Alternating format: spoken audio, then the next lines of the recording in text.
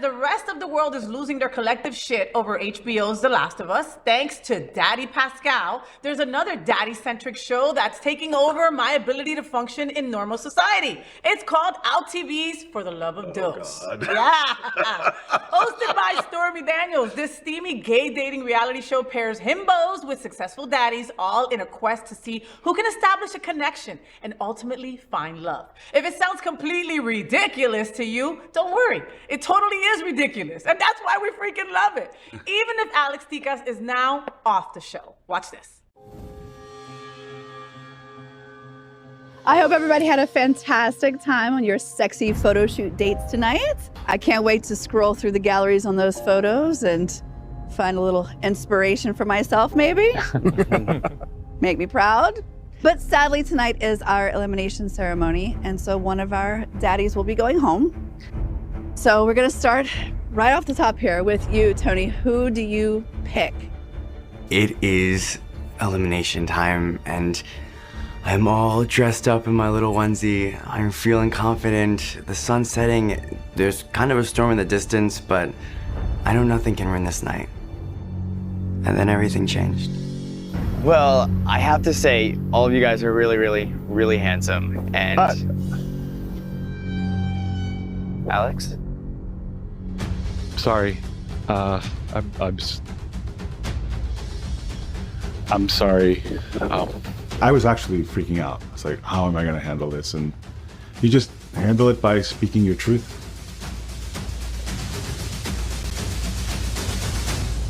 I came to the house with an open heart, and I don't think my heart is healed.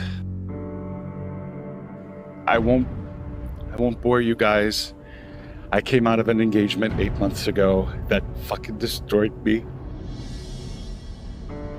I entered sobriety 6 months ago, and I got this call, and I thought that I was ready to dive into something, but my heart is still on the fucking operating table. The oxygen masks come off. You got to put the oxygen mask on before you can help anybody else. And I need to keep that oxygen mask on right now, because that's the only way I'm going to be able to give of myself to somebody else. It's not fair to you. And it's not fair to my sanity. It's not fair to my sanity. And it's not fair to my care of anybody. So I'm very sorry to interrupt. I can't go further. I have to bow out. I'm sorry. I don't think you owe any of us an apology. I think what you've done tonight is incredibly brave. I feel like we all go through something. And we're all going through something in this world, and we all have our own story. And I just thought it was so brave that he stepped forward and said this. It would be selfish of me to keep him. And I guess if I didn't know much about this world, but you really helped me understand so much. Thank you. Aw, I was even tearing up there. What are we all talking about? Okay, a couple of things. How is it that everybody else looks fatter on TV and you look more buff? 2, God, they couldn't get a makeup artist for Stormy? Wow, no, I mean, like, she's prettier than that. 3, there was a moment there where she looked like she was so upset. She looked like she had to sleep with Trump again or something. Oh my goodness. Like, you saw her face, she was like... You have a lot of opinions today about Stormy Daniels. First of all, she did her own makeup. I can tell. What? No, wait a minute. No, that's not what I mean. I mean, it's not. Listen, I'm sorry. This is a reality show. There's a difference between me doing my makeup and somebody doing it for me. Right. You always look way better and more professionally put together when somebody can do it, you know? Well, maybe she just doesn't know if she's a fall or a winter or a Maybe spring. that's it. Yeah. Girl, get some browns. But she is a class act, and she is super sweet. Yeah, good lady. I love that. Yeah, so. Were you surprised by feeling that way about her? I knew, no, because I watched her talk on a lot of talk shows, and I knew that she was super smart, and I know that she was like really, really scared about her, and she has a kid, and she was being threatened, and then her lawyer fucked her up. Yeah, with a, what a fuck, that freaking conniving little piece of shit. Like she had something, and then it just completely, her lawyer just messed everything up for her, and you know, she had a little too much inside information to like, for it to be sort of like fabricated. I don't think anybody would ever put themselves through that. Did she talk openly about that? She spoke really? very, very open. From like the second she opened the door and he walked in, and you know, the type of like what's his name? I don't know if it was Chris. One of the talk show hosts had sort of like, what kind of penis does Donald Trump have? Oh, so she talked about him having like a little. It looked like a little mushroom. So he brought out various sizes. Oh my God! She pointed which one was closest to him. Oh my God! So they had her sign an NDA or some sort of like, but she signed it Stormy Daniels. Okay, which is not her government name. So it's obviously not a very valid way to. So that's kind of smart, I think. No, it is. But it just created a lot of controversy for her. I think it was better than the Monica Lewinsky stuff, but she was clearly telling the truth. But there's no way that guy, no matter what he does, no matter what he says, oh my God, he's being indicted. Oh my God, this is happening. Oh my God, nothing's going to happen to this guy except death. Yeah. You know, natural causes.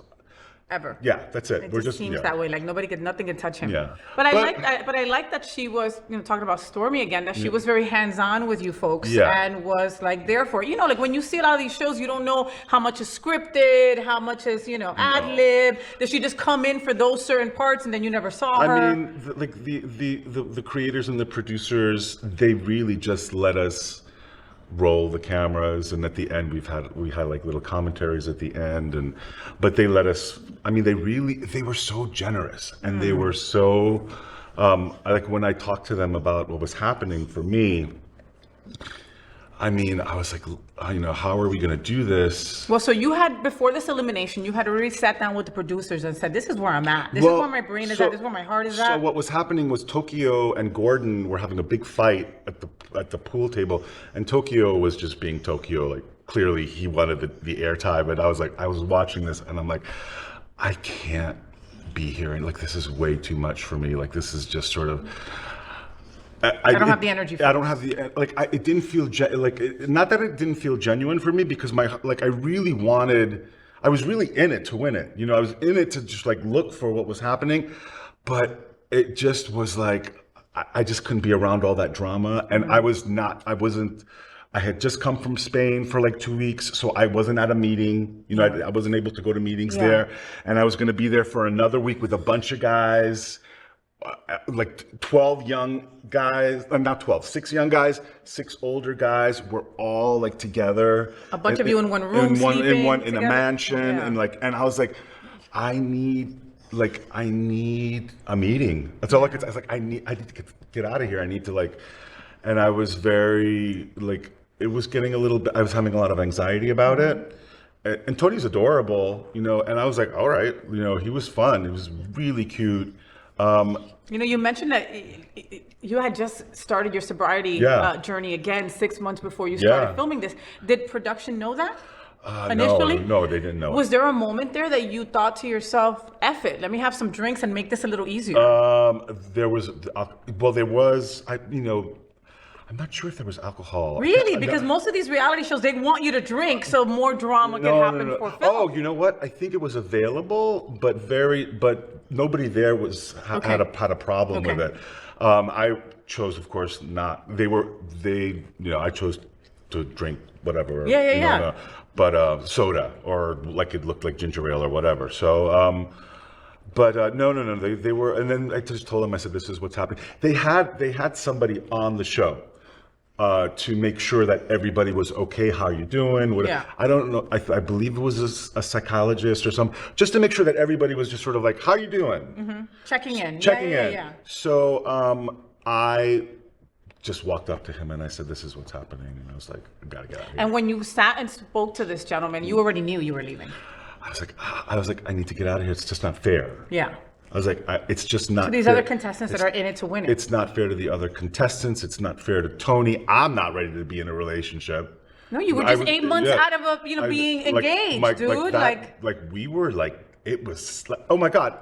I was in Puerto Vallarta before I was in Spain, and Puerto Vallarta was where I booked the honeymoon. So I basically was at the honeymoon by myself. Oh my God, what a trigger that because, was.